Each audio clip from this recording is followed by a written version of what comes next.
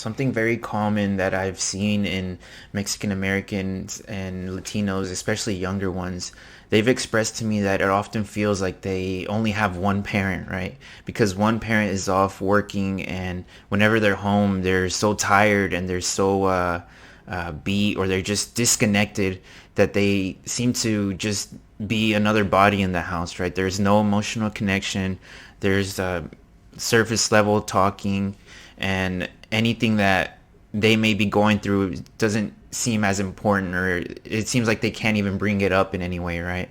Because it's not anything that's normal to them to be able to express themselves, to talk to the parent. And this later on shows up as what I've seen, it shows up as anger and frustration and a sense of nihilism, where nothing is important in life, right? Where they can't see any hope, any future, where it's surrounded by positivity, by being themselves, by finding ways to express themselves.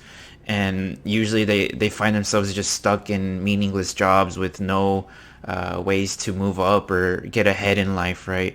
And this anger and frustration is something that is very difficult to get over on your own, because most of the time they just find themselves stuffing it or compensating for it with constantly being out of the house, right? In social situations, with addictions. That's one of the most common ones I've seen.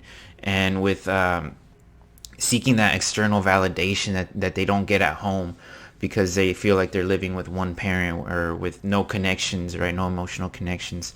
And if this is something that you've been struggling with, and realizing that those things that you're going through at home have a very powerful connection to your internal world and your subconscious programs that you're dealing with, that are very hard to connect, right? It's very hard to make the connection of why you're acting certain ways, of why you feel this way, if you don't have any sense of awareness about these things. So hopefully just me speaking about it and you hearing this is enough to start to make those connections and start to get some clarity in your life.